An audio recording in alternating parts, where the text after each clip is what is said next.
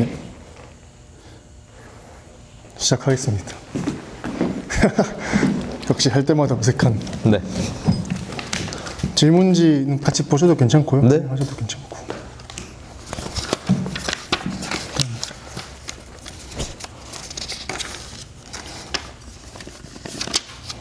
지수님이랑 대화하는 거, 이렇게 대화하는 건 처음이죠, 제가. 그렇죠? 그렇죠. 뭐 이렇게 정식으로 대화를 나눈 건 처음인 것 같네요. 네. 한 3년 전인가? 2년 전인가? 랜덤크라이 시리즈 보스토크에 실을 때 그때 처음이었나? 아니면 아닙니다. 코로나 그 전에 코로나 때 그 코로나 기간에 찍으셨던 작업, 미국에서 찍으셨던 작업. 아카시아 클리프. 네, 아카시아 그 작업이 먼저죠. 네, 그게 그러면 2022년? 한 4년, 5년, 4년 네, 됐구나. 네, 그렇죠. 꽤 됐네요. 네. 자기소개 한번 가능하실까요? 네, 뭐 저는 지금 현재는 보스토크 매거진을 만들고 있고요. 계속 사진 잡지에서 일을 했어요. 그래서 주로 뭐 사진이랑 사진가들 주변에서 일을 했고, 그래서 잡지도 만들고 사진집도 만들고 전시기획도 좀 했고, 그리고 그와 관련된 이야기들을 글로 쓰기도 하고 또 강의도 하고, 그래서 어떻게 보면 사진 주변에 있는 잡다한 일들을 다 하고 있는 셈입니다. 네. 와. 보스토크의 박지수 편집장님이시고, 오늘 이야기해볼 주제는 네. 처음 사진책을 만드는 당신에게 네. 인데, 이 주제를 선택한 게 네. 저는 책을 매년 7년째 만들고 있는데 이번에 후지필름에서 어워드 같은 걸 했잖아요. 네, 더미북 어워드. 네, 공모전에 열었죠. 그걸 하면서 주변에 20대 혹은 30대 초반 친구들이 처음 사진책을 만드는 분들이 꽤 있더라고요. 많아요. 그래서 저한테 뭐 궁금한 것들도 물어보고 했는데 그거를 여기서 대화 겸 조금 정리해보면 재밌을 것 같아서 한번 부탁을 드렸고, 네. 일단 지수님은 사진을 편집하는 일을 하시고, 네. 저는 사진을 찍고, 뭐 저도 편집하는 일을 하지만 구체적으로 편집하는 일이 어떤 건지 좀 알고 싶습니다. 편집은 사실 크게 보면 출판 같은 경우에는 기획이랑 편집 디자인이랑 크게 제작 그리고 유통, 그렇게 크게 4단계로 나눠지는데요. 보통 이게 다 이제 파트별로 나눠져 있죠. 독립출판 같은 경우는 이걸 다 전 과정을 아우르는 거고요. 저는 예전에는 잡지사에서 상호 출판을 하면서 편집부에 있어서 기자 활동을 한 적도 있고, 그리고 보스토크 같은 경우는 이제 독립출판의 형태로 띄고 있어서 기획부터 제작까지 다 하게 되죠. 그래서 어떻게 보면은 좀 독특하게 잡지를 만들면서도 주제를 정하고, 뭐 사진가를 섭외하고, 그리고 뭐 레이아웃이나 편집 디자인뿐만 아니라 제작까지도 다 이제 전 과정을 훑고 있는 그렇게 일을 하고 있고요. 그런 부분에서는 이제 사진가들하고의 어떤 차이점이 있겠죠. 같이 사진을 다뤄도 사진가들은 다분히 이제 자신의 작업 그리고 자신에게만 이제 집중하고 있다면, 그래서 그 과정에서는 사실 바라보는 게 가장 중요하잖아요. 인물을 바라보든 풍경을 바라보든 내가 어떻게 바라보고 어떻게 반응하는가, 오로지 이제 나한테 집중하는 과정이죠. 그랬을 때 그거를 바라본 거를 보여줘야 되잖아요. 근데 이제 아시겠지만 바라본다고 해서 그게 사진 안에 담겨지는 건 아니잖아요. 그렇죠. 그래서 중간에서 사실 편집자는 이 작가가 어떤 걸 바라보려고 하는가를 최대한 리서치를 하고 다가가면서 그 중에서 보여질 수 있는 거, 그러니까 독자들에게 이 사람이 이런 걸 바라봤구나, 그렇게 했을 때 보여졌을 때 효과적인 걸 위주로 이제 선택한다고 볼 수 있죠. 그래서 어떻게 보면은 좀 더 이제 코트 비전이 넓은 편일 수도 있고, 그리고 작가가 다분히 자신의 에고라는 그 하나의 세계 안에서 아주 집중력을 발휘한 시선을 가지고 있다면, 편집자는 그거보다 좀 더 넓게 이 시선이 과연 어떻게 독자에게 갈까, 그렇게 바라보는 사람이라고 생각을 해주시면 좋겠죠. 저도 이번에 제 사진 말고 다른 사진가들의 사진을 편집할 일이 꽤 있었는데, 저는 그전엔 몰랐는데 내가 좀 많이 편협할 수가 있었겠구나라는 걸 좀 많이 깨달았거든요. 근데 그 시야라는 게 사진가는 사진만 하다 보니까 그 시야를 좀 넓힐 수가 없잖아요. 그러니까 자기 사진을 객관적으로 보는 메타인지라고 해야 될까, 그런 것들을. 근데 사진 편집자는 그걸 어떻게 능력을 키우는지, 저는 사진책을 좀 많이 보면서 키우긴 했거든요. 근데 뭐 다른 방법이 있었는지, 지수님에게는. 저는 어쩌면 뭐 의식한 건 아닌데 처음 시작할 때 사진을 시작할 때 20살 때 대학교 동아리에서 했고요. 흑백 사진 동아리. 예. 근데 그 대부분의 대학교 흑백 사진 동아리가 상당히 군대식 문화예요. 그래요? 네, 그리고 수직적이고 그리고 학년별로 뭐 지금은 안 그렇지만 가령 저 같은 경우에는 흑백 사진 동아리에서 1학년은 컬러 사진을 찍으면 안 됐어요. 그런 게 컬러 있어요? 사진은 2학년부터 허용이 되고 우와, 그래서 일종의 이제 흑백 사진이 기초고 마치 이제 그림에서 처음에 대생부터 시작하듯이 그래서 흑백 사진을 찍고 필름을 적정 현상을 해야 되고 그게 어느 정도 20장 정도 일정한 이상이 있어야 암실에 들어갈 수 있어요. 통과를 할 수 있고 그 암실에 들어가서 재밌다. 작업을 열심히 해야 신인전, 1학년들이 신인전을 하거든요. 신인전을 통과를 해야 정회원이 돼요. 우와. 그런데 신기한 거는 이 신인전 1학년들이 하는 전시를 1학년들이 직접 인화를 하거나 하지 못해요. 2학년들이 골라줘서 그걸 인화하고 추천을 하면 그 이제 3, 4학년들이 이 사진들은 전시해 마라 이렇게 결정을 내리거든요. 그럴 때 결정을 내릴 때는 사진만 보는 게 아니라 이 친구가 동아리 활동을 열심히 했는지 안 했는지 앞으로 열심히 할 건지 말 건지 막 이런 것까지 별의별 거를 다 따지면서 이제 회원을 남기거든요. 근데 그때 2학년 때 1학년들 사진을 엄청 많이 봤어요. 그러니까 보통 열심히 찍는 친구는 1년 정도 하면은 한 50롤 정도 찍거든요. 많이 찍으면 100롤까지 찍어요. 그러면 50롤 곱하기 30 하면 1000몇 컷 이상이 되겠죠? 그 중에서 서너 점 정도가 많이 하면 전시를 하게 되거든요.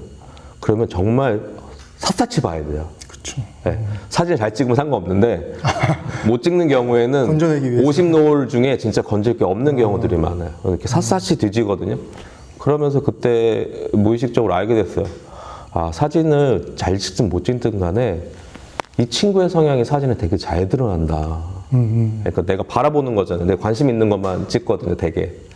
그래서 그런 것들이 좀 재밌었어요. 아, 이 롤을 보면, 아, 이 친구는 처음에 이런 거 찍더니 이런 것도 찍고, 뭐 이런 거에 관심 있다고 하더니 이런 거 찍고, 뭐 이런 것들이 보여서 사실은 그 친구하고 많은 대화를 나누기도 전에 저 혼자 그냥 이 친구가 어떤 친구구나, 막 이런 것들을 되게 즐거워했던 경험이 있거든요. 그게 저도 모르게 남의 사진을 보는 습관, 예, 남의 사진의 장점을 뭐 찾아내는 어쨌든 의식적으로 하는 그런 과정의 밑바탕이 됐고요. 그리고 한편으로 이제 말씀하셨지만 뭐 편협한 시야라고 생각을 하실 수도 있죠, 작가분들이. 그리고 아, 사진책을 잘 만들고 싶다 그런 생각을 하면 더더욱 더 뭔가 이렇게 객관적인 메타인지가 필요하다고 생각하실 수도 있는데 저는 오히려 사진가들의 그 장점이라고 봐요. 하나에 이제 집중하고 왜냐면 그렇게 할 수 있기 때문에 끝까지 갈 수 있거든요. 중간에 아 이게 어떻게 보일까? 남들이 보면 어떨까? 이런 걱정을 하게 되면 셔터를 더 못 누르게 되거든요. 오히려 이제 집중적으로 하고 이제 거기에 추가적으로 편집 능력까지 있는 사진가들이 좀 있더라고요. 근데 저는 그게 많은 숫자는 아닌 것 같고요. 대개는 오히려 많이 찍고 많이 집중하고 그렇게 해서 촬영에 더 집중하고 오히려 그런 작가들이 자신이 신뢰할 수 있는 협업자를 만나서 만드는 사진책들이 오히려 더 좋은 효과를 내기도 하더라고요. 예.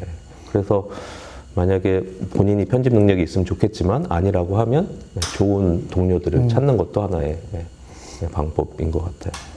그 어떠셨어요? 여태까지 사진책을 여러 권 만드셨는데 스스로 이제 어느 정도 만들고 지나고 나면 좀 스스로도 좀 아 이런 게 조금 달라졌고 이런 게 보이는구나 그런 것도 있잖아요. 또 최근에는 다른 사람이 전시 기획도 하시고 책도 만드셨으니까 좀 더 특별한 경험이 있으셨을 것 같은데. 약간 지수님이 말씀하셨던 그 루트를 따라온 것 같아요. 처음에 제가 다 편집해보고 책 2권까지는 제가 인디자인까지 해서 만들어 봤거든요. 근데 그걸 깨달았어요. 아, 내가 디자인을 감각이 없구나.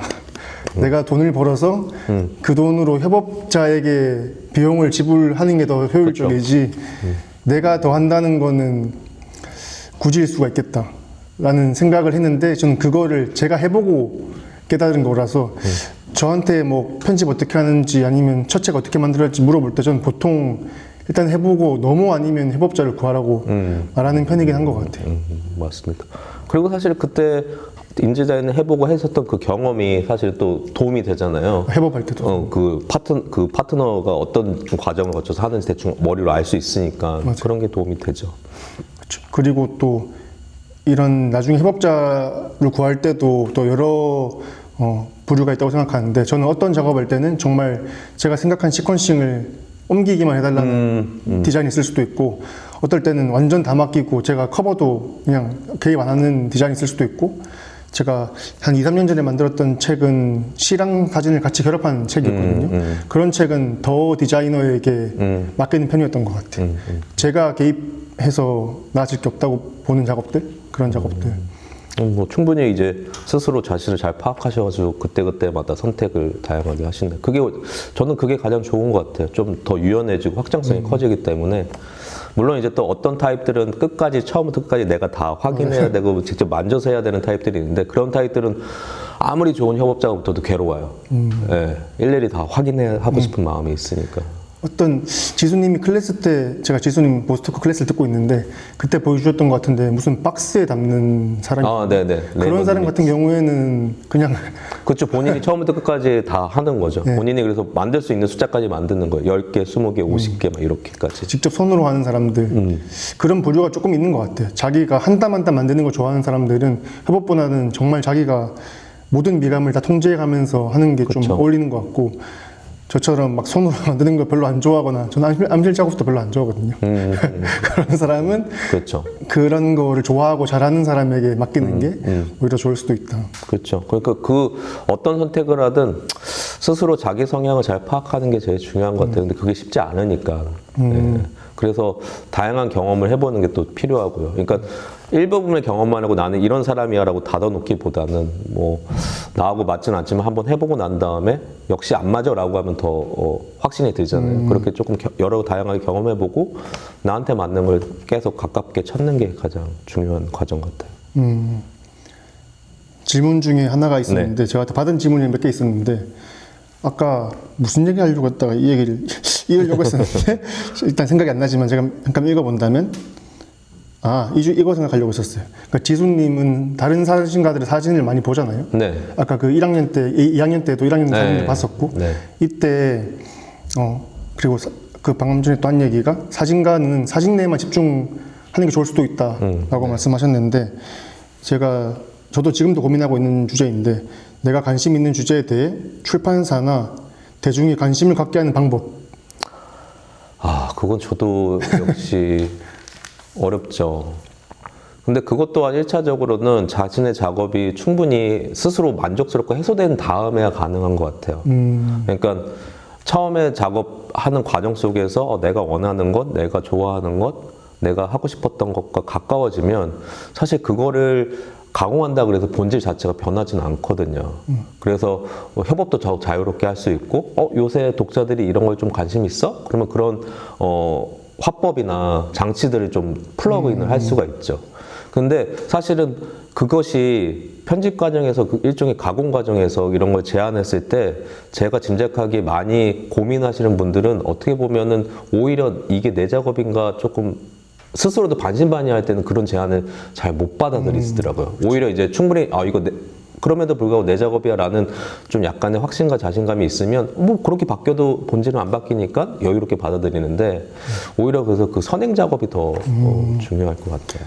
저도 엄청 비슷한 맥락으로 생각을 했었는데, 제 스스로에게 하는 말이기도 하지만, 그러니까 누군가 관심 있는 주제이거나 출판사가 관심 있는 주제를 떠올리면서 작업을 하면 그때부터 망하는 것 같아요. 그렇죠. 근데 그거는 이제 뭐 그런 거가 맞는 분도 있는 것 같아요. 그러니까 가령 뭐 연예 엔터테인먼트 사업은 처음부터 남들에게 사랑을 받고 싶은 욕구가 더 강한 거잖아요. 물론 노래도 하고 싶고 연기도 하고 싶지만 남들한테 주목받고 싶고 남들이 더 많이 사랑해 줬으면 좋겠고, 그런 게 욕구가 큰 거잖아요. 그게 또 나쁜 욕구가 아니고.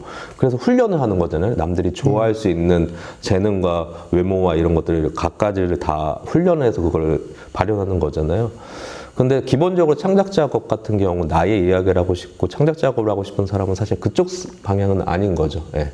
그래서 좀 더 내밀하게 긴밀하게 다른 사람과 이야기를 하고 싶다라는 것들이 더 소통하고 싶은 욕구가 클 텐데, 단지 이제 출판이라는 게 대량 부수를 찍어야 되나 한계 때문에 그렇죠. 최소한 500부 찍었는데 500부는 다 팔고 싶은, 500부의 독자는 확보하고 싶은 마음이 있으니까, 그럴 때는 이제 작업을 충실히 하고 이 작업으로 500부의 책을 만들어서 독자에게 유명하게 가다려면 무엇이 필요할까? 이런 부분은 충분히 여유롭게 독자를 배려할 수 있는 부분인 거죠.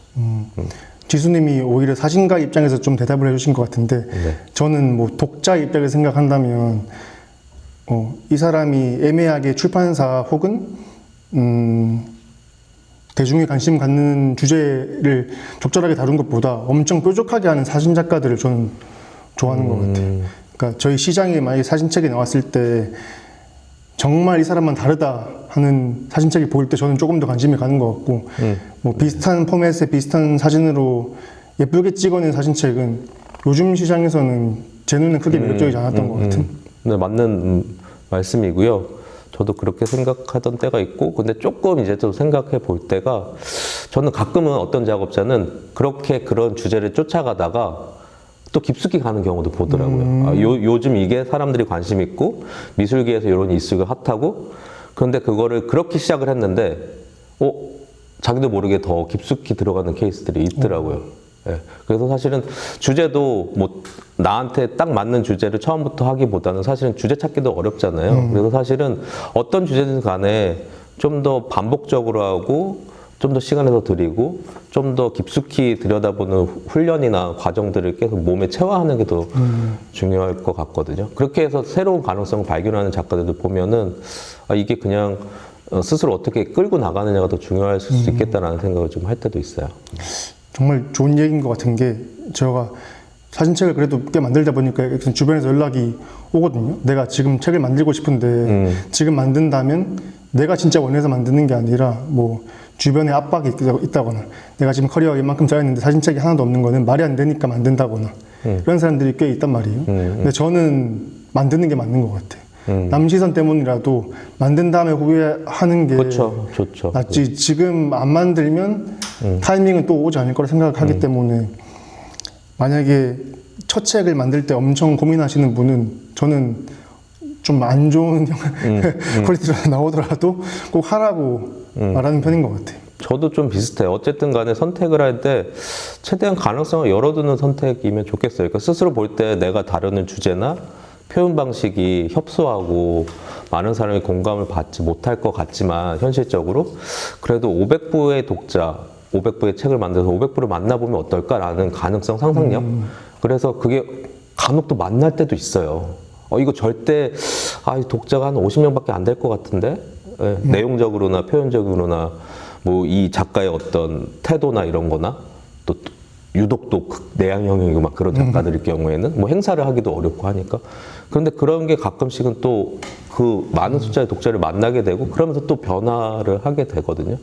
그래서 저는 오히려 뭐 자신의 어떤 성향을 잘하는 것도 중요하지만 근데 그걸 너무 굳어지게 만드는 고정시키는 방식은 좀 안 좋은 것 같아요. 그럼 죽을 때까지 50명만으로 끌고 가기는 좀 어렵잖아요. 그래서 그렇게 열어두는 여지를 좀 만드는 선택을 좀 하는 게 좋지 않나? 네, 라는 생각도 동시에 해요. 저는 그래서 가격대를 좀 생각하는 것 같은데 항상 책 만들 때마다 가격대에 따라 만날 수 있는 대중이 좀 많이 갈리기도 하잖아요. 갈리죠. 그래서 어떤 책은 50권 만들고 핸드바인딩 한 다음에 8만 원에 판매를 하면 이건 50권에 닿을 거라는 50명에 닿을 거라는 전제하에 만드는 것 같고 작년에 만들었던 책은 15,000원에 팔았거든요. 근데 그거는 300분가 어쨌든 뽑았는데 이거는 훨씬 더 많은 독자에게 닿을 거라 예상을 하고 만드는 그런 것 같아요. 그래서 해외 출판사 중에 이제 아트북을 잘 만드는 로마 퍼블리케이션이라는 출판사가 있는데요. 그 출판사 홈페이지 가면 첫 페이지부터 목록화되어 있어요. 연도별로 쭉 이렇게 넘버링을 매겨서 1번서부터 몇백 번까지 있거든요. 그 책마다 에디션이 다 달라요. 그래서 뭐 적은 건 5부짜리도 있고요. 뭐 20부, 30부, 뭐 200부, 300부. 그렇게 해서 한 작가랑 되게 장기간 해요. 그래서 이 작가랑 처음에 협업할 때는 한 2, 30부 정도로 한 다음에 대중적 반응이 있으면 100부, 200부 이렇게 늘려가더라고요. 그래서 그런 방식을 하려면 근데 사실은 국내가 전반적으로 뭐 창작을 하든 아니든 사회적으로 뭔가 이렇게 쫓기잖아요. 뭔가 계속 결과물을 만들어야 될 것 같고 그래서 전시를 하든 책을 하든 이번에 무언가를 다 갈아 넣어서 뭔가 나를 보여야 돼라고 자신도 모르게 하게 되거든요. 근데 다음 기회가 있다고 좀 생각을 하면 좋을 것 같아요. 물론 현실은 팍팍하지만 그럼에도 불구하고 내가 이번 책을 내면 이 책을 계기로 다음 책을 또 낼 수 있을 거고 이번 전시를 하면 다음 전시를 할 수 있겠다는 마음이 있어야지. 안 그러면 너무 힘들어요. 스스로도 너무 갈아놓고 그리고 그 후유증이 너무 길게 가요. 예. 근데 더더욱 또 이쪽 영역은 그렇게 빨리빨리 성과적으로 결과물을 내는 영역이 아니라 그거를 밀어내는 게 장점인 곳인데 그래서 그런 부분들도 생각하시면서 예, 책을 지금 당장 한 권만 잘 만들겠다 그런 생각보다 차근차근 2권, 3권 내보겠다라는 생각을 하시는 것도 좋을 것 같아요. 저도 같은 실수를 했지만 첫 책이 약간 제 모든 것처럼 느껴지잖아요. 누군가에게 첫 책을 만들 때. 근데 그런 생각 안 할 수는 없겠지만 5권 넘게 나중에 내 커리어를 길게 본다면 그렇게 만든다 생각하고 만들면 조금 더 부담이 줄어드는 것 같더라고요. 그래서 사실 전시 기획을 할 때도 그렇고 책을 만들 때도 첫 전시, 첫 책일 때 그거를 그 마음을 진정시키는데 꽤 많은 노력을 해요. 예. 이게 한 번에 안 된다는 걸 알기 때문에 계속 암시를 줘요. 그렇게 많은 사진은 이 책에 담길 수 없고 이 공간의 한정사에 이렇게 많은 사진을 담길 수 없다는 얘기를 이렇게 반복적으로 예. 그래서 조금씩 걷어낼 수 있게끔 하고 어떨 때는 좀 정말 냉정하게 칼처럼 쳐내기도 해요. 예. 균형이 무너진다고 생각이 들 때는. 그렇죠. 이제 다시 편집 얘기로 조금 돌아가 보려고 하는데 제가 이번에 박용만 사진가의 그 전시 기획을 했었거든요. 근데 이걸 50년 동안 찍으신 사진을 하다 보니까 그게 제일 어려웠어요. 아까 말씀하신 쳐내는 거. 얼마나 아끼신 사진들이겠어요. 50년 동안 그쵸. 찍었는데. 근데 그거를 제가 50만 장을 봤거든요. 근데 거기서 70장을 만들었단 말이에요. 그러면 49만 장이 날아간 거잖아요. 이럴 때 이제 그때 지수님 알았다면 제가 좀 조언을 구했을 것 같은데 편집자는 사진이 이렇게 방대하게 있을 때 어떻게 뼈대를 만드는지가 좀 궁금했던 것 같아요. 편집자는. 일단은 뭐 저의 방식이라고 하면 일단은 사진하고 친해지는 게 가장 중요할 것 같아요. 그래서 반복적으로 1차적으로는 봐요. 예. 뭔가 보여야 되거든요. 근데 때로는 진짜 안 보이는 사진도 있어요. 예. 안 보이는 거 어떤 가령 예전에 잡지에서 다뤘던 주제 중에 뭐 80년대 민주화 운동이나 노동자 운동을 기록한 다큐멘터리 사진들이 있어요. 정말 그 현장에서 뭐 사진적인 그런 가치보다도 기록의 가치와 이 활동을 더 활동가 중심으로 기록한 그런 사진들이 있어요. 그런 사진들은 사실은 저로서는 접근하기 어렵죠. 왜냐하면 한 장마다 그런 노동운동과 학생운동의 맥락이 있고 그리고 그 사진 속에 나오는 인물의 중요성 때문에 그 사진이 더 중요하고 뭐 제가 보는 뭐 구도랄까 뭐 프레임이랄까 노출할까 이런 거는 또 별개의 문제거든요. 그런 사진들은 아무리 들여다봐도 잘 와닿지 않는 부분이 있죠. 그래서 리서치를 하고 뭐 역사적인 것도 공부하지만 그럼에도 불구하고 한계가 있거든요. 그럴 때는 그 사진을 잘 아는 사람들을 만나서 또 이야기를 하기도 해요. 그래서 어쨌든 다양한 방식으로 그 사진과 친해지는 방법을 해야 돼요. 자기 나름에. 그래서 뭐 벽에 붙여놓기도 하고 반복적으로 보죠. 그래서 그렇게 반복적으로 본 과정 속에서 그리고 뭐 50만 컷이면 정말 처음부터 끝까지 다 보는 것 자체가 사실은 일일 거예요. 네. 근데 셀렉트라는 것은 셀렉팅의 기본은 1차적으로 전제는 다 본다예요. 네. 그러니까 10개가 있는데 2-3개만 보고 1개를 고르는 건 말이 안 되잖아요. 그건 스스로는 상관없어요. 맞아요. 근데 독자에게 설득할 때는 일종의 편집이라는 게 야 여기 와서 봐봐 이게 멋있어 라고 이 사람이 이만큼 찍었는데 이 중에서 이게 제일 좋은 거야 라는 일종의 제안이자 건네는 건데 내가 2-3개만 보고 난 이게 좋아 라고 하면 나의 차원에서 문제가 되지 않는데 다른 사람을 설득하는 일은 되게 무성의한 거거든요. 그래서 10개를 다 봐야 돼요. 10개를 보고 그 중에서 좋은 걸 고르는 거죠. 그러면 50만 장이라고 하든 몇만 장이라든 간에 내가 이걸 처음부터 끝까지 어느 정도 균일하게 균형을 잡고 시간을 할애해서 볼 수 있을까를 설계하는 게 가장 중요할 것 같아요. 가령 뭐 이미지는 아니지만 텍스트 교정 교육을 볼 때는 분량이 많아지면 1차는 앞에서부터 보고 2차는 뒤에서부터 보고 그렇게 하거든요. 챕터를. 왜냐면 당연히 집중도가 균일하게 안 되니까 분량이 어느 정도 넘어가면 1차 교정은 1챕터부터 보고요. 2차 교정은 뭐 15챕터부터 거꾸로 역순으로 가요. 그리고 3차 교정에서는 중간부터 봐요.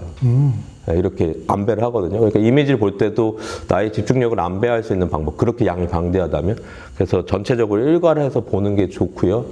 그래서 전체적으로 일괄한 다음에는 나름대로 생각하는 A컷을 잘 골라내는 게. 그래서 A컷을 잘 골라내야지 그 안에서는 다양한 가능성이 생기는데 1차적으로 그렇게 좋은 컷을 못 골라내면 좀 어려워지죠. 그래서 물리적으로 A컷을 고르는 나만의 기준으로 그게 뭐 기술적이든 내용이든 어떤 분위기든 이런 것들 종합적으로 고려해서 의식적으로 50만 컷에서 책에 들어갈 컷, 그 책에 들어갈 분량에 맞춰서 뭐 100컷이든 1000컷이든 물리적으로 일단 베스트 컷을 고르는 게 가장 중요할 것 같고요. 그리고 나서 베스트 컷을 고르면 그걸 또 반복적으로 보면서 뭐 공통된 요소가 있나 없나 뭐 그런 것들을 계속 추출하려고 하는 거죠. 예. 그래서 사실은 이 1차적으로 할 때는 정말 이미지만 보고 시각적으로 보고 또 마찬가지로 2차적인 부분에서도 최대한 사진에서 무언가를 추출하려고 해요. 사진가가 의도도 중요하지만 물론 사진가 의도나 어떤 작업 방식 이런 것들을 참고하지만 그럼에도 불구하고 시각적으로 나오는 요소들, 독자들도 볼 수 있는 요소들로 추출하려고 하죠. 그래서 그게 때로는 아주 그냥 간편하게 가장 먼저 접근할 수 있는 건 시간, 공간, 대상이에요. 사진에는 무조건 시간, 공간, 대상 셋 중에 하나는 담기니까 그 시간의 축으로 잡을 건지 공간의 축으로 잡을 건지 대상의 축으로 잡을 건지 이게 가장 사실 무난하고 많은 사람들하고 소통할 수 있는 거고요. 그게 조금 단조롭거나 뻔하다고 느껴지면 뭐 다른 키워드들을 뽑아내는 경우도 있고 가령 저는 어떤 책에서는 소리로 그 키워드를 세운 적도 있었어요. 소리요? 네. 그 사진은 제주도에서 강정기지가 지어질 때 그런 반대 시위 운동들을 기록한 사진들인데 그렇게 그 사진만 있는 게 아니라 이 사진가가 이욱이라는 작가인데 마을에 거주하면서 몇 개월 거주하면서 마을 주민들이랑 생활도 하고 그리고 이제 시위 운동 시위나 이런 반대 시위가 없을 때는 혼자 산에 간다든가 바닷가에 간다든가 이런 것들이 있거든요. 그래서 그 사진들을 계속 반복적으로 보다 보니까 어떤 사진들은 너무 시끄럽고 막 시위 충돌하고 있는 사진들. 근데 어떤 사진들은 바다만 딱 있고 뭐 눈보라 소리만 들리고 자연 소리만 들리고 이런 것들이 있는 거 느껴지는 거예요. 그래서 이게 너무 극단적으로 얘는 너무나 비명과 고함과 기계 소리와 포크레인 소리고 이쪽은 고요한데 바람 소리와 파도 소리. 그래서 크게 이걸 나누고 그 다음에 덜 시끄러운 거 뭐 이런 식으로 4개를 챕터를 소리로 구별해서 한 적도 있거든요. 그런 것들은 저도 좀 신기했던 경험이에요. 역시 시퀀싱이나 편집할 때 정답은 없군요. 없죠. 사진 네. 그래서 사실은 사진은 소리가 안 담기는데 그러니까요. 근데 어떤 사진들은 소리를 상상하게끔 하는 사진들이 있거든요. 또 지수님에게 궁금했던 게 이거는 사진가가 이제 편집자 없이 할 때는 스스로에게 할 수 있는 질문일 것 같은데 편집자는 사진가에게 사진책을 만들 때 어떤 질문을 하나요? 일단은 제일 파악하려고 하는 것은 그런 거죠. 뭐 만약에 수많은 사진들이 있는데 그 중에도 불구하고 한 장만 고른다면 무엇이어야 될까? 그러니까 이 작업의 핵심, 가장 코어. 그러니까 사실 그걸 이해하기가 늘 어려운데 이게 사진의 출발점, 이 작업의 계기, 시작점, 왜 했는지 그런 동기가 가장 집약적으로 나타나는 사진이 한 장을 좀 친해지면 좀 풀어내기가 쉽거든요. 근데 그게 모호하거나 잘 파악이 안 되면 어려워요. 그러니까 사진도 좋고 형식도 좋고 내용도 좋은데 궁극적으로 이 작가가 이걸 왜 했을까라는 지점에서 그런데 그 부분을 정확히 파악하는 작가들도 있고요. 그리고 그걸 정확히 파악 못했다고 또 나쁜 작가는 아니에요. 스스로 작업하면서 모를 수 있거든요. 네, 꼭 모든 작가들이 자신의 작업을 명확히 알고 이유를 정확히 아는 건 아니에요. 근데 제일 안 좋은 케이스는 뭐냐면 스스로 몰라서 그걸 스스로 속이는 경우예요. 가령 저는 사실은 기본적으로 의심이 좀 많은 편이고 그리고 편집자는 좀 의심이 있어야 된다고 생각이 들거든요. 왜냐면 안 좋은 거를 걸러내야 되기 때문에 좋은 거를 소개하면서 동시에 안 좋은 걸 빼야 되기 때문에 의심은 좀 있어야 되거든요. 기본적으로. 그래서 예전에 한번 인터뷰를 했었는데 이제 그 작가의 작업이 바다를 장노출한 작업이었어요. 색감이 되게 예쁘고 고요하고 근데 이 작업을 왜 했느냐고 했을 때 그렇게 대답을 하는 거예요. 국민학교 4학년 때 나이가 있는 작가니까 바닷가를 처음 봤는데 그 바다가 너무나 광대하고 넓어서 그 기분을 잊지 못한다. 근데 저는 그 이야기가 너무 뻔하게 들렸어요. 누구나 갖고 있는 보편적인, 예, 뭐 국민학교 초등학교 저학년 때 봤을 때 바다의 감각이 되게 특별할 수는 있죠. 근데 너무나 그게 보편적이어서 어쩌면 이 작가가 그냥 장노출이란 기법, 장노출이 만들어내는 그런 컬러감 이런 것 때문에 그냥 시작했는데 그걸 이유를 스스로 그렇게 만들어낸 것은 아닐까? 그래서 의외로 저는 작가하고 인터뷰할 때 되게 아주 그냥 사소한데 디테일하고 피지컬한 이야기를 할 때가 있어요. 가령 정현주 작가의 작업 중에는 상록수 아파트라는 작업이 있어요. 그건 뭐냐면 한 아파트 단지의 거실에 가족들을 모아놓고 정말 그냥 가족 사진처럼 되게 파사드를 찍은 그런 작업이거든요. 근데 그 작업을 왜 하셨냐라고 했을 때 정현주 작가의 얘기가 에피소드가 펼쳐져요. 평소에 그냥 복도를 지나가고 있는데 매번 복도에서 마주치는 사람이 있는데 어느 날 우연히 마주치면서 이제 인사를 했는데 그 사람이 담배를 피고 있었는데 너무나 심각한 표정이었다. 그래서 말을 더 건넬까 말까 그런 생각을 하다가 그냥 지나쳤다, 평소처럼. 근데 그분이 그 다음날 야반 도주를 했다. 그래서 옆집에 어떤 사람들이 사는지 너무나 궁금해졌다. 그래서 자신이 사는 아파트 단지를 전부 다 이렇게 찍기 시작했다. 지금 정확하게 기억이 나진 않지만 그런 맥락의 이야기였어요. 그래서 그 이야기를 들으면서 사실은 그 작업에 대해서 좀 의심이 있었거든요. 이렇게 모든 뭐 방마다 집집마다 가서 이렇게 실내 보여주고 가운데 세워놓고 이렇게 어색하게 찍으면 이게 유형학적 사진인가? 막 이렇게 생각을 했다가 오히려 정현주 작가의 시작점은 그냥 옆집에 사는 사람들이 너무나 궁금해서 라는 것으로 그렇게 출발했다는 것. 그러면서 사실 작업은 변하거든요. 예. 처음에 동기와 다르게. 그래서 그렇게 피지컬한 이야기를 해주는 작가들을 만나서 그런 이야기를 듣고 아, 이 작업의 출발점이 이거구나. 단순하지만 그 시작점이 파악이 되면 그때부터는 되게 수월하게 풀리는데 근데 작가들이 가끔씩은 스스로도 잘 파악 못하기도 하고 스스로를 속이기도 하고 그렇게 뭔가 거창한 말을 해야 내가 좀 더 작업적 의미가 있다라는 생각을 하는 교육 과정을 잘못 배운 것도 있고 그래서 계속 두리뭉실한 말을 계속 이렇게 겹겹이 쌓여질 때도 있어요. 또 그마저도 매력적인 작가들도 있는데요. 예. 이렇게 두리뭉실한 얘기를 계속 거듭하면서 그래서 다양한 작가들 타입이 있고 그래도 저는 개인적으로는 그렇게 구체적인 사소한 이야기들을 꺼내주는 작가들이 재밌고 즐겁고 그런 작업을 할 때 좀 더 흥미롭죠. 저 책 만들 때 스스로에게 속이면서 만든 책, 그러니까 그렇게 시작을 하면 만들 수가 없더라고요, 끝에. 그러니까 아예 안 나오더라고요, 책이. 그래서 저는 제가 종종 하는 방법이 아까 말씀하신 일단 한 장, 뿌리 되는 거 한 장을 정하고 그리고 한 문장을 만든 다음에 그 책을 요약할 수 있는 혹은 뭐 주제라고 할 수 있는 문장을 하나 만든 다음에 걸어두고 이렇게 그 다음에 이렇게 짜는 것 같아요. 뼈대를 만들고 이렇게 격가지를 붙이고 막 이런 식으로 하는 편인 것 같은데 근데 그 뿌리가 맨 처음에 좀 스스로를 속이는 뿌리였다. 그러면 이제 격가지가 아무리 예쁘게 붙어도 그냥 빠그러지는 그렇죠. 경험 몇 번 했던 것 같아요. 근데 어떻게 보면은 사진 한 장도 마찬가지고 사진입도 마찬가지고 전달할 수 있는 게 저는 그렇게 많다고 보진 않아요. 물론 이제 되게 긴밀하게 급속하게 무언가를 전달할 수는 있지만 엄청나게 많은 막 서사 구조와 많은 것을 담을 수는 없기 때문에 사실은 한 장 한 문장이 어떻게 전달할 것인가를 고민하다가 이제 앞뒤로 여러 개의 사진도 붙고 텍스트 붙는 거지. 그래서 그거를 그 근본을 가장 먼저 스스로 알고 그걸 어떻게 전달할까. 이게 그냥 평소 대화하는 것처럼 결론을 그냥 냅다 이렇게 이거 봐 하는 것이 아니라 이걸 끝까지 보여주려고 앞에 어떤 것도 보여주고 작게 보여주기도 하고 종이도 쓰고 이런 되게 지지부진한 과정들을 거쳐서 전달이 되는 거죠. 네. 그런 특성이 있는 것 같아요. 사진책의 재밌는 점이기도 하면서 씁쓸한 점이기도 한 것 같은데 소설책은 정말 수많은 이야기 구조를 한 책에 넣을 수 있잖아요. 있죠. 근데 사진책은 아무리 한 책을 붙잡고 있는다고 해도 3시간, 5시간이 넘어갈 수가 없잖아요. 없죠. 내가 5년을 찍었다고 해도. 그런 점이 재밌으면서 만드는 사람 입장에서는 아 이렇게 바로 휘발될 수가 있는 거구나 라고 생각이 드는 것 같아요. 사진책의 장점이기도 하지만.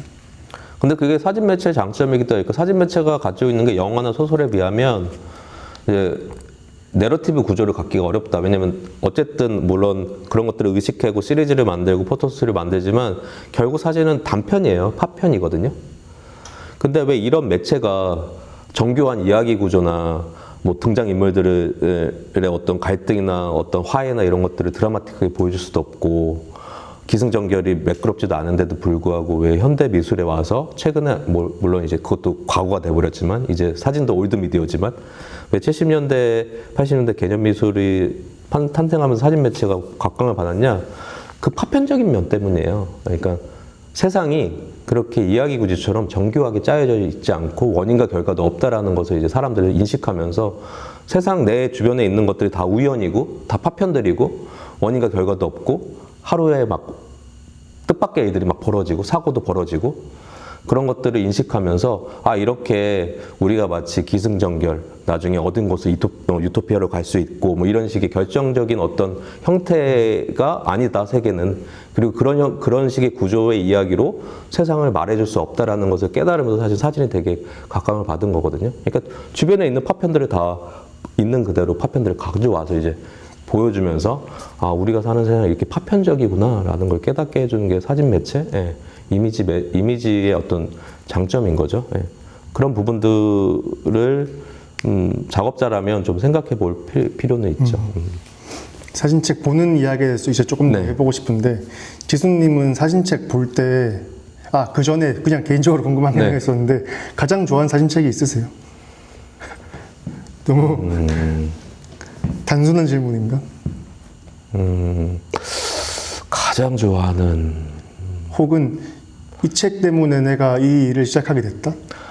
제가 선명하게 기억하는 것들은 중학교 3학년 때 봤던 듀안 마이클스 사진집이에요. 열화당에서 나왔던 한 3,000원 그쯤 3,000. 그게 그러니까 형이 가지고 있던 책인데, 그러니까 아마 기억을 되돌리자면 제가 처음으로 사진집이라는 걸 본 그게 아마 그게 처음일 것 같아요.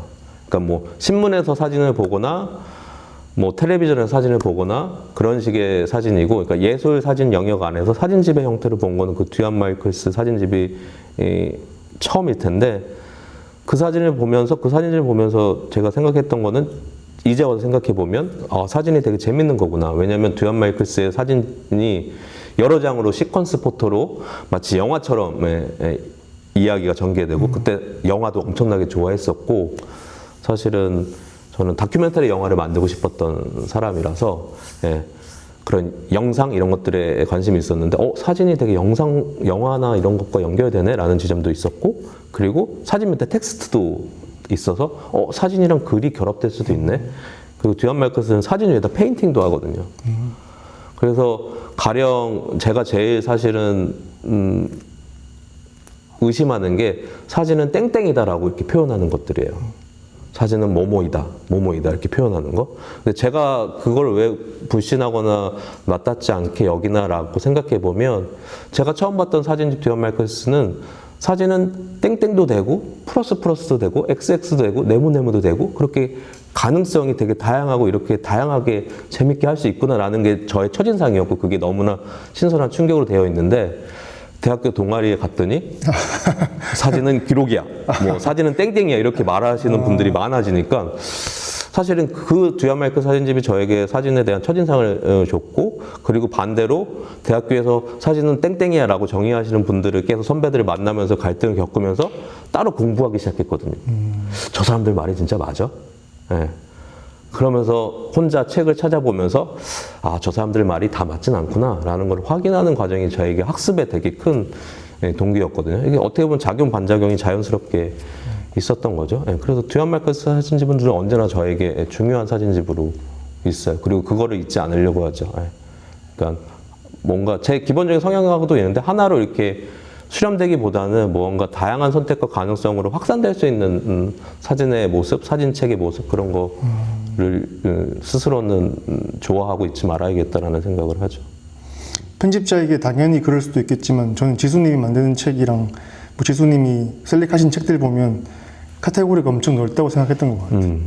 저는 다큐멘터리 베이스를 하니까 다큐멘터리 베이스를 보긴 하지만 어떻게든 다른 시야를 제 사진에 넣고 싶어서 패션도 보고 정물도 보고 하거든요. 억지로. 그게 취향은 아니지만. 근데 지수님은 편집자 일을 해서 그럴 수도 있겠지만 엄청 끝과 끝을 다 본다는 느낌을 받던 것 같아요. 최대한 그러려고 하고요. 그리고 제가 사실 뭐 28살에 갑자기 수능을 다시 보고 사진학과에 뒤늦게 들어갔는데 사진으로 엽기로 잘못 세서 그때 사실은 앞서도 말씀드렸지만 저는 어쨌든 후배들의 사진을 낱낱이 보면서 그 다양한 성격마다의 다양한 사진들을 봤거든요. 좋고 나쁨을 떠나서. 어쨌든 그런 것들이 잘 드러나는 것들이 좋다라는 걸 느꼈는데, 어쨌든 그러면서 정말 마음을 먹고 작업을 하고 있던 사진학과에 갔는데 사진을 보여줄 수 있는 사람이 많지 않더라고요. 사진학과 교수들 중에. 아, 그래요? 그러니까 제가 보기에는 다들 각자 자신의 영역에서는 전문가인데 그 영역에 벗어나면 틀렸다고 말하는 거. 틀렸다고 말하기도 하고 잘 못 보시더라고요. 아니, 보는 것 자체가 힘드시더라고요. 그러니까 가령 개념미술 베이스의 개념적인 설계와 이런 것들을 중요시하는 작가님들은, 그런 교수님들은 스냅 사진을 잘 안 봐요. 그리고 이제 반대 경우도 있죠. 그래서 뭐 어떤 학생이 포트레이트 작업을 내려오면 그걸 유심히 보고 많은 이야기를 하시는 경우에는 그 교수님이 포트레이트 작업을 하는 경우예요. 네. 그래서 사진학과 졸전을 가면 의외로 그 지도 교수님이 어떤 장르를 하고 있느냐가 사실은 잘 드러나요. 네. 어떤 학교에 가면 포트레이트 위주고 어떤 학교에 가면 퍼포먼스 위주고 그런 것들이 학생들이 20살의 학생들이 남의 이야기들, 특히 교수님의 이야기에 많이 휘둘리기 때문에 교수님이 유심히 보고 좋다고 하는 쪽으로 가다 보니 자연스럽게 그렇게 되는 건데, 어쨌든 그런 것들을 보면서 대학교에서 유일하게 사진을 보여주고 싶은 교수님이 한 분 계셨어요. 근데 그분은 싸이월드에 가면 뭐 대학교 사진학과 교수가 뭐 이런 사진을 봐라고 얘기 들을 수 있는 이미지까지 정말 다양한 이미지가 있었어요. 예. 우리가 조금 그런 거 의식하잖아요. 나는 창작자고 작가니까 이런 거 좋다라고 올리면 좀 격이 떨어지지 않을까? 그럴 만한 좀 귀엽고 신기한 이미지도 많고 되게 근사한 이미지도 많고, 그래서 이분은 싸이월드에 올리는 사진만으로도 취향이 되게 넓다 느꼈고, 실제로 학생들이 사진을 보여주면 좋다 나쁘다 이거 해라 마라 라기보다는 야, 너 이런 작업해? 그런데 이런 작업하면 너 이런 작가 이런 사진집 봤어? 이렇게 각각의 성향마다 좋은 참고 레퍼런스를 계속 제시를 해주더라고요. 예. 그래서 저는 그거 보면서 나도 만약에 나중에 뭐 이런 쪽으로 일을 한다면 그렇게 레퍼런스가 풍부해졌으면 좋겠다. 예. 예. 그런 생각을 하면서 그때 그런 생각들을 했죠. 사진책을 그러면 몇 권 정도 보셨어요, 지금까지? 뭐 잘 모르겠어요. 세 보진 않았는데 어쨌든 직업적으로 계속 봐야 되는 것이 있고요. 예. 그래서 이래저래 또 수업 준비하다 보면 또 봐야 되고 그래서 이래저래 많이 봤겠죠. 네. 뭔가 사진책 그때 지수님이 얘기해 주셨던 것 중 하나가 사진책 만드는 사람들이 은근히 사진책을 많이 안 보고 사진책을 만든다 라는 말을 하셨거든요. 근데 저는 그것도 뭐 사진책을 많이 볼 수 있는 공간이 크게 없기도 하고, 저는 지방에서 태어나고 자라서 거의 못 봤거든요, 사진책을. 그쵸. 그래서 서울에 올라온다면 정말 기회가 흔치 않단 말이에요, 사진책을 볼 수 있는 기회가. 근데 잘 모르니까 어떻게 봐야 되는지 모르는 거죠. 혹시 지수님은 사진책 펼쳤을 때 어떤 장르는 이렇게 보는 게 재밌고 어떤 장르는 이렇게 보는 게 재밌고 이런 게 있을까요?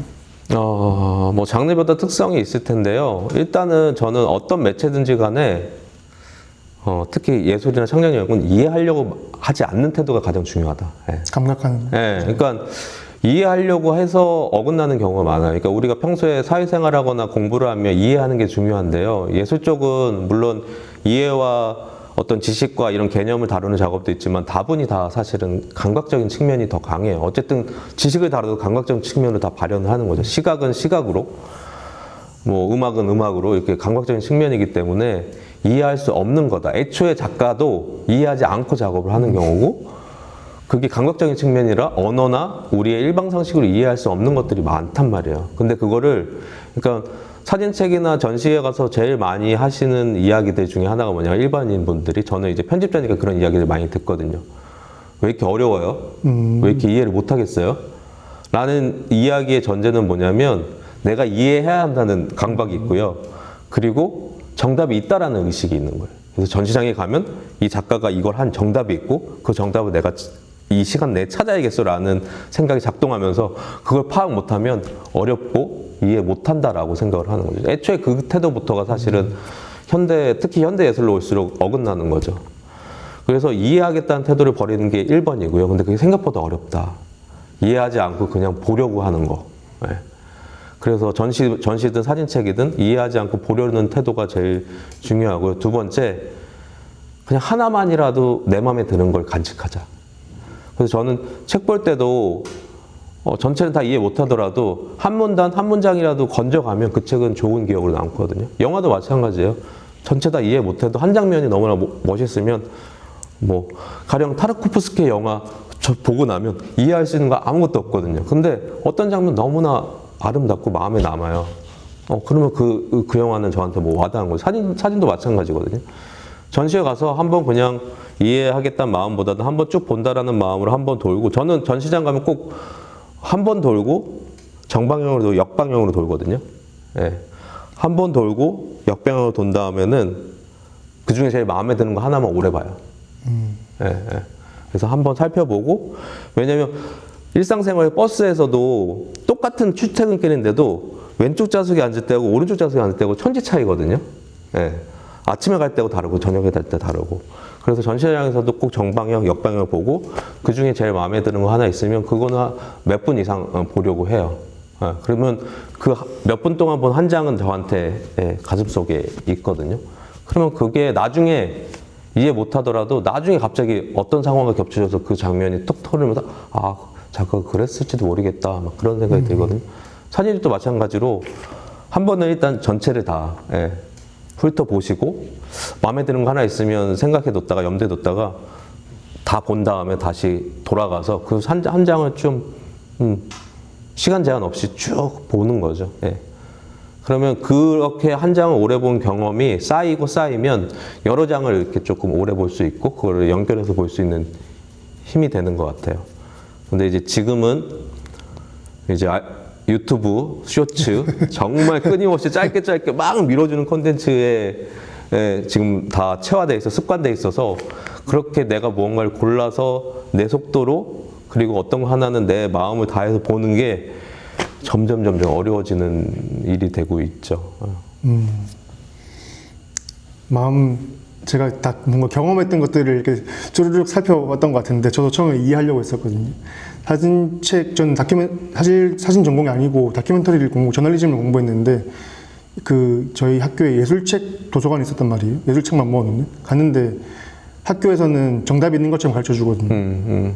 다큐멘터리 할 때는 저널리즘에서는 틀린 답이 있다고 말해주잖아요. 그래서 그 사진책 볼 때도 이게 이해가 하나도 안 되는데 이게 무슨 말이지? 그래도 유진 스미스는 이해할 수 있겠다 이런 느낌이 있었는데 그때 책을 모르니까 검색을 해봤어요. 무슨 유명한 책, 꼭 읽어야 되는 사진책 검색해봤는데 알렉소스 책이 있는 거예요. 그 책을 봤는데 하나도 모르겠는 거예요. 이게 왜 좋다는 거지? 하고 보는데 한두 장 정말 다 끌리는 게 있었어요. 그래서 그리고 항상 걔는 도서관에서 대출이 돼 있었거든요. 유명하다는 책이다 보니까. 그래서 한 달에 한두 번씩은 계속 빌려서 계속 봤어요. 그 책을 계속 보고 지금 100번 넘게 그 책을 봤는데 저는 그때 학교 다니면서 어떻게든 졸업하기 전에 책을 많이 보려고 한 500권 넘게 사진책을 봤는데 그게 제일 기억에 남아요. 500권 본 것보다 그렇죠. 알렉소스 책 100권 넘게 본 게 엄청 기억에 남아서 그 약간 그냥 체득이 된. 근데 그때도 처음에는 이해하려다가 포기를 하고 그냥 감각만 했어요. 그리고 일부러 이야기들을 잘 찾아보지 않았어요. 검색해보면 나오잖아요. 미시시피 강에서 이렇게 로드트립 하면서. 근데 그냥 감각해보니까 이거가 나중에 인터뷰 찾아보니까 이런 이야기였구나. 그렇죠. 라는 걸 조금. 그러니까 일단은 1차적으로는 감각적인 것을 좀 확인하고 나한테 반응이 일으키면 그거를 이제 리서치를 해가면 되거든요. 맞아요. 그래서 사진책을 처음 보실 때도 내용을 파악하는 것도 중요하지만 애초에 내용이 없는 작업도 있거든요. 오, 진짜 있더라고요. 네, 있어요. 그러니까 되게 내용이 없거나 뭐 어떤 장소에 갔는데도 그 장소를 알 수 없는 곳에 가는 그런 것들은 그러니까 우리가 너무나 잘 알고 어떤 특별한 사건이 벌어지는 곳에 가서 그 사진을 찍으면 사실은 그 대상이 너무나 강하기 때문에 오히려 작가의 시선은 잘 안 나타나잖아요. 그래서 작가들이 선택하는 방법은 아무 일도 벌어지지 않는 곳에 익명의 사람들만 있는 것 같은 곳에 뭔가 파악할 수 없는 곳에 가서 그런 것들을 찍으면서 이제 그 대상 자체가 잘 안 드러나니까 오히려 이제 작가의 시선이 드러나는 거죠. 그 대상을 바라보는 작가의 시선만 투영되기 때문에 이제 그런 시선을 표현하려고 하는 거기 때문에 그 사진 속에 보이는 대상만 가지고 연결해서 어떤 이야기나 내용을 만들기는 너무나 어려운 거죠. 애초에 작동 방식 자체가 작업의 방식이 그렇지 않기 때문에 내용 파악하려고 하는 게 전부는 아니다. 어떤 책은 또 그런 책들이 있지만 전부가 아닌 거고요. 그리고 사진책은 어쨌든 간에 시각적인 매체니까 사진책을 보시면서 눈에 보이는 걸 스스로 체크하시는 게 되게 중요해요. 그러니까 만약에 내가 책을 봤는데 이 책이 생각보다 내가 평소에 보는 책보다 판형이 크다. 그러면 책의 크기가 크다라는 걸 스스로 인식하셔야 돼요. 그러면 이 책은 왜 클까? 왜 클까라는 것을 생각하면서 보시면 아 이게 작가가 대형 카메라를 써서 뭔가 디테일들이 있는데 그 디테일을 보여주기 위해서 이렇게 큰 판형을 썼구나. 그러면 구석구석 사진을 보셔야 되죠. 한 대상만 눈에 보이는 것만 딱 보고 끝나는 게 아니라 이 책은 처음부터 대형 카메라로 구석구석 보라고 디테일을 보라고 촬영했고 그걸 구현하기 위해서 큰 판형을 썼으니 구석구석 보시면 되고 그리고 또 보시다가 이 책은 왜 이렇게 부드러운 종이를 썼을까? 뭐 그런 것들. 그러니까 눈에 보이고 내가 만져지는 것들을 파악하시려고 하시고 그것들이 왜 그럴까 스스로 물어보고 그러면서 그걸 반대의 경우를 생각해 보시는 거예요. 아, 이 판형이 큰데 판형이 작았으면 어땠을까? 이렇게 계속 스스로 질문을 던지면서 이제 보시면 이제 짐작할 수가 있고 그 짐작이 맞는지는 리서치를 하시면 이제 확인할 수가 있죠. 방금 말씀해주신 과정을 렉서스 책 볼 때 딱 했었거든요. 처음에는 판형이 안 보이고 그냥 사진만 예쁘다 했었는데 나중에는 그 판형을 위한 사진책이신 거잖아요. 대형 카메라를 썼기 때문에. 네. 그런 것들이 엄청 또 사진책의 재미이기도 한 게 글책에서는 느낄 수 없는 그런 감각들. 사진 그쵸. 책 크기로 변주를 준다거나 형식을 바꿔서 내용을 준다거나 이런 것들이 엄청 재밌었고 그리고 말씀해주신 부분 중에 하나가 정답이 없는 책들이 있잖아요. 근데 사진책 만들 때 많이 실수하는 게 명확한 메시지를 전달하거나 정답이 있는 거를 해서 독자들이 완벽하게 따라와서 내가 전달하고자 하는 바를 완벽하게 전달한다. 이런 작업도 있지만 꼭 그렇지 않은 작업도 있으니까 있죠. 막 뚜렷하게 만들어 놓고 할 필요는 없다라는 것 같아요. 그런 내용이었고요. 이제 질문이 잠시만요. 시간이 딱 10분 남았는데 질문이 2개 정도 있습니다. 이거는 좀 포괄적인 질문인데 이거는 사진책보다는 좀 작업에 대한 이야기긴 해요.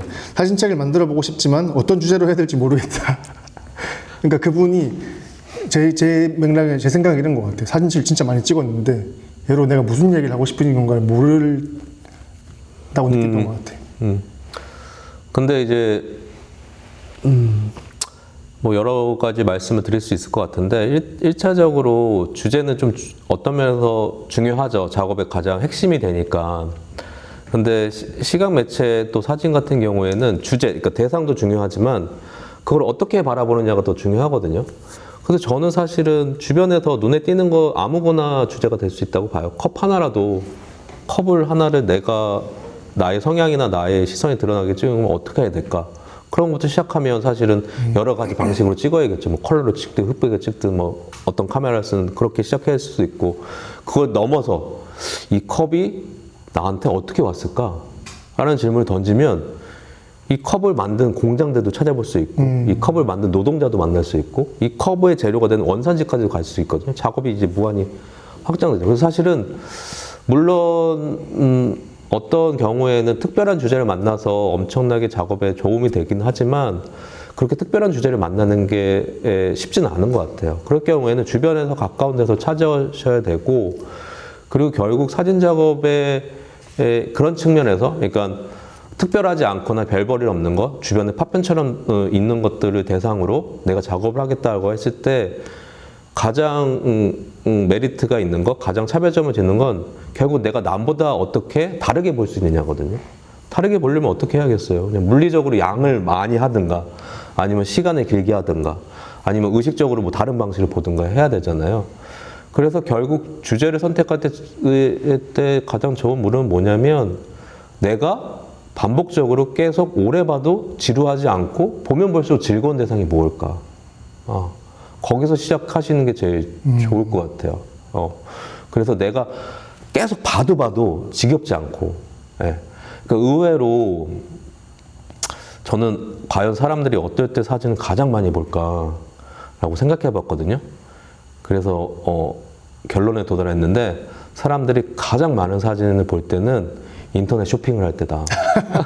최저가를 찾기 위해서. 맞네. 그 신발 하나 고를 때, 나이키 신발 하나 고를 때 최저가를 고르기 위해서 보면 인터넷 페이지를 몇 페이지를 보는지 몰라요. 예. 그게 일종의 이제 내가 좀 더 싼 걸 샀다라는 어떤 합리화를 하면서도 하는데, 과연 억지로 누가 위에서 너 이거 사야 되니까 이거 골라서 봐라 그러면 대충 한두 페이지 보고 적당히 고를 거예요. 근데 스스로 내가 번 돈을 내가 선택으로 고르기 때문에 엄청나게 신나게 본단 말이에요. 그렇게 신나게 보면 신기한 일이 벌어지죠. 현실에 만나면 저게 가짜인지 진짜인지도 판별할 수 있고 바느질의 만듦새도 볼 수 있고 그리고 그걸 내가 신는 것도 이렇게 시뮬레이션 할 수 있죠. 그게 자꾸 충실히 봤을 때 벌어지는 효과예요. 그래서 내가 그렇게 볼 수 있는 거를 대상으로 삼는 거. 그래서 내가 이번에 한번 나의 가족을 가까운 사람이지만 그렇게 본 적이 없는 것 같아요. 그래서 가족을 찍을 수도 있고 내가 쓰는 물건을 찍을 수도 있고 그렇게 접근을 해보시는 게 좋을 것 같아요. 마지막 질문이었는데 네. 저는 방금 해주신 얘기에 비슷한 맥락에 좀 얘기를 하자면 저도 주제를 잘 찾고 주제를 엄청 지금 세상에 필요한 주제 찾는 것도 당연히 중요하지만 중요하죠. 저는 집요함인 것 같아요. 어떤 주제를 찾든 정말 사소한 주제라도 집요하게 잘 하면 그게 작업이 된다고 생각하는 편인 것 같거든요. 사진책도 누군가 컵을 5번 찍는 거는 누구나 다 할 수 있잖아요. 그리고 누구나 생각할 수 있는 주제고. 근데 그 컵을 50년 동안 찍는 거는 누구나 할 수 있는 일이 아니잖아요. 50만 장을 찍든지. 어쨌든 그런 식으로 좀 접근해 본다면 주제적으로 말고 나만 할 수 있는 집요함을 좀 찾아본다면 책 만드는데도 큰 도움이 될 수 있을 것 같고. 그리고 김선익 작가라고 혹시 아세요? 아, 네, 작업 봤어요. 선익님이 제 생각에 그런 식으로 작업을 하시거든요. 엄청 거시적인 주제를 찾지 않고 자기 주변에서 일하는 일인데 정말 집요해요. 선익님이 하신 주제 중에 하나가 작업 중에 하나가 그 여의도 증권가를 걸어 다니시다가 제가 정확한 내용 맥락은 기억이 안 나는데 그 흰 셔츠에 이렇게 정장 입은 사람들이 엄청 눈에 띄게 보였대요. 근데 그 사람을 한번 찍고 근데 그 감각이 너무 무섭고 어려웠대요. 그 이렇게 눈 마주치고 담배 피고 있는 사람을 찍는데 네. 그래서 그 감각을 한 번 더 해보고 싶어서 집요하게 그 사람들 계속 찍고 멱살 잡히고 주먹으로 맞고 이렇게 해도 계속 찍었거든요. 그걸 책으로 담아냈는데 정말 아무것도 아닌 주제잖아요. 흰 셔츠에 정장을 입은 사람을 찍었다인데 집요함이 더해지니까 주제가 생기는 것 같은 이야기가 생기는 것 같은 감각을 받았었거든요. 그래서 뭐 하나의 그냥 유용한 꿀팁이라면 그냥 내가 관심 있는 게 하나 생기면 그냥 무조건 그냥 새 챕터를 생각하는 것도 하나의 작업의 새 방식. 챕터? 네. 그래서 컵의 시간, 컵의 공간, 컵과 연결된 사람, 뭐 이런 식으로 뭐 무의식적으로 그냥 3가지 카테고리를 무조건 찍겠다. 그래서 컵이 놓인 어떤 공간에 같이 놓였을 때 어떤 컵이 돋보이는 공간만 찍는다던가, 뭐 그 다음 챕터는 시간만 찍는다던가, 혹은 그 컵을 손에 들고 있는 어떤 동작들만 찍는다던가 이런 식으로 그러니까 의식적으로 그러니까 만약에 어떤 작가들은 어떤 작업자들은 기본적으로 출발 자체가 심플하고 그 작업 과정도 심플하고 그래서 결과물도 좀 심플한 경우들이 있어요. 그거는 기본적인 자신의 성향이죠. 그걸 억지로 막 내용을 복잡하게 설계할 수는 없을 거란 말이에요. 그러면 그 심플한 거를 여러 개 레이어를 하는 대신 뭐 하나의 대상, 하나의 주제로 이렇게 쌓는 방식도 그냥 의식적으로 해보시는 것도 방법일 거예요. 매우 저도 써먹어야겠네요. 네, 뭐 그냥 무조건 그냥 마음에 들면 그걸 그냥 3가지 챕터로 이게 사실은 책이 주는 효과예요. 책은 차례가 있고 챕터가 있으니까 어쨌든 사진집을 만들 때 또 어떻게 하면 이 작업을 챕터로 이렇게 나눠볼 수 있을까라는 습관을 하게 되면 반대로 이제 그 습관이 작업으로 옮겨오는 거죠. 이 대상을 책의 차례처럼 3가지 챕터, 5가지 챕터 이렇게 하면 무엇이 있을까 그런 키워드를 추출하고 그렇게 접근을 하는 거죠. 재밌는데요. 이거 저는 그런 방식으로 안 해보긴 했는데 원래 저는 참 사람 쫓아가는 혹은 지금 사회 이슈 쫓아가는 방식으로 해서 좀 다르긴 했는데 저도 한번 해보겠습니다. 그리고 저는 뭐 사진 작업하는 수업 시간에 많이 얘기하는 건데요. 보통 이렇게 이쪽에서 이렇게 찍잖아요. 네. 저는 그럼 작업 과정 안에서 반드시 움직여서 내가 찍었던 방향에 가서 가까이서 찍는 것을 무조건 하나 찍고, 그러니까 만약에 가령 제가 여기서 한강이 있고 저쪽에 있는 섬을 찍었다고 하면 반드시 그 섬 속에 들어가야 된다. 그래서 섬의 모습이 어떤지 봐야 된다. 그리고 더 의미 있으려면 섬에서 내가 바라보았던 곳을 다시 바라봐야 된다. 최소한 모든 대상을 그렇게 본 다음에 이게 작업이 될지 말지 판단하는 게 가장 좋다. 그러니까 한 자리에서 내가 있는 자리에서만 계속 바라보면 사실은 계속 표면만 찍을 수밖에 없거든요. 그래서 의식적으로 주제를 잡으면 3개 챕터, 그리고 3개 챕터 안에서도 이렇게 찍고 다시 이쪽 방향 찍고 이런 식의 그냥 그거를 습관화하는 게 작업을 좀 더 풍부하게 할 수 있는. 근데 이게 평소보다 3배, 4배 이상의 시간이 든다. 그렇죠. 그렇겠죠. 그냥 한 챕터로 끝날 거, 한 번에 촬영을 끝날 게 3번, 또 여기에 3번씩 이렇게 겹쳐지니까 사실은 시간과 노력이 그만큼 더 많이 드는 거죠. 저도 촬영할 때 항상 하는 습관이 그거였어요. 찍고 가서 뒤돌아보기. 뒤돌아보기가 전 정말 중요하다 생각해서 꼭 하는 편인데 이미 지수님 해왔던 것들이 여기까지가 마지막 질문이었고요. 혹시 뭐 얘기하고 싶으신 거나 궁금한 거나 있으실까요? 아, 제가 네. 혹시 사진집 얘기를 해서 그냥 급하게 하나 준비해 봤는데 네. 너무 이제 뭐 저도 계속 이제 현대 예술 안에 있는 되게 거창한 작업들 그리고 좋은 정말 잘 만들어진 그런 책들만 소개하고 그러다 보니까 근데 어쨌든 오늘은 출발이니까 네. 제가 본 사진 중에 되게 흥미로웠던 건데 정말 그냥 몇 장 안 되고 실로 그냥 꼬맨 거예요. 근데 베란다 마중이라는 책이에요. 내용은 뭐냐면 이제 자기 집 갔다가 돌아올 때 베란다에서 엄마가 이제 손 흔들어 주는 거 그것만 찍은 거예요. 근데 되게 손글씨로 엄마가 한 이야기 엄마가 손글씨로 쓰고 텍스트랑 해서 되게 소박하지만 되게 따뜻하고 자신의 일상을 아주 효과적으로 기록하고 있거든요. 그래서 사실은 A4지 2장을 반으로 접으면 8p짜리가 됩니다. 그거 중간에 호치키스로 찍으면 그거 사진집이거든요. 거기다가 그냥 직접 사진을 붙여도 되고 아니면 프린트를 해서 접어도 되고 그러니까 시작은 그렇게 단순하게 시작하시는 게 좋고 너무 이제 멋진 사진집을 보고 그거를 만들려고 하는 거는 처음에 너무 어려운 일이고 요런 식으로 자신의 일상에서 가볍게 스스로 만들 수 있는 것부터 4P, 뭐 8P, 16P 나중에 뭐 50P 이상 늘어나면 그게 책이 되는 거니까 우리가 생각하는 그렇게 시작을 하시면 좋을 것 같고 다른 분야나 다른 매체보다도 사진이나 창작은 독립출판은 가능하다는 거예요. 다른 분야는 지금 사실 그렇게 접근할 수 있는 분야가 많지 않아요. 그래서 이 분야는 그렇게 시도하고 시작을 할 수 있는 장점이고요. 단점은 지속하기 어렵다는 게 단점입니다. 저는 그거를 늘 동시에 생각해요. 그래서 한 잡지를 한 10년 정도 만들고 난 다음에 이제 그 생각을 하게 됐거든요. 왜냐면 계속 받는 질문이 지속 가능성에 대한 질문이에요. 포스트도크도 언제까지 나올 수 있냐. 그래서 그런 걸 정말 고민 많이 했었거든요. 그런데 봤더니 어떤 영역과 어떤 일들의 특성상 시도 가능성과 지속 가능성을 동시에 가진 일은 없더라고요. 그러니까 가령 지금 뭐 AI나 반도체나 이런 각광받는 그런 산업들은 지속 가능성이 분명히 있겠죠. 계속 확장될 테니까. 그러나 아무나 시도할 수는 없잖아요. 근데 독립출판은 책을 만드는 일은 지속 가능성은 없다고 봐야 돼요. 지금 종이책이 또 끝났고, 결국 지속할 수는 없거든요. 근데 혼자서 시도할 수 있는 몇 안 되는 영역이에요. 혼자 만들어서 텀블벅에 올려서 펀딩을 받고 그걸 해가지고 만들어서 부패도 나갈 수 있고 그래서 지속 가능성이 아니라 시도 가능성이 더 큰 영역이고 그리고 각자마다 추구하는 가치가 어떤 사람은 지속 가능성에 더 가치를 두는 사람이 있는가 하면 어떤 사람은 시도 가능성에 더 가치를 두는 사람이 있을 거예요. 근데 가령 본인은 안정되고 뭔가 꾸준하게 수입이 있어야 되고 계속 미래를 생각하는 지속 가능성이 더 중요하신 분들은 이쪽에 오시면 좀 괴롭습니다. 그렇죠. 그래서 그런 거는 살짝 눈을 반쯤 감고 내가 이렇게 해볼 수 있어. 그런 느낌이 더 중요하다고 느끼시는 분 그리고 그렇게 시도할 때마다 정말 확실하게 크레딧이 딱 박히거든요. 자기 이름이. 책은 그 부분에서 되게 정직한 부분이에요. 내가 일한 만큼 책 한 권마다 딱 정확하게 노동량이 측정이 되거든요. 그리고 정확하게 자기 이름이 딱 새겨지죠. 근데 지금 우리가 살아가는 이 직업 중에 그런 일이 많지 않아요.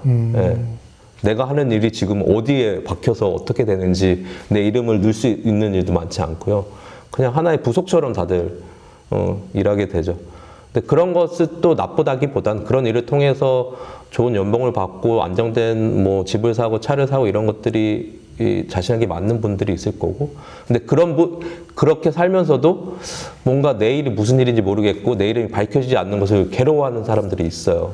이제 그런 분들도 또 이제 갑자기 독립출판으로 뛰어들어오죠. 그러니까 자신의 성향을 보시고 이 분야는 시도 가능성이 풍부한 분야고 그걸 생각하시면 A4 2장을 반으로 접어서 8P짜리 중철제본으로도 책을 만들 수 있다. 그 시작이 될 수 있다라는 거 마지막으로 말씀드리고 싶네요. 자기 거 하기에 정말 좋은 그렇죠. 플랫폼인 것 같아. 미디엄인 것 같아. 감사합니다. 얘 살짝만 카메라 앞에서 네. 볼게요. 녹화가 잘 됐겠지? 잘 될 것 같은데? 이런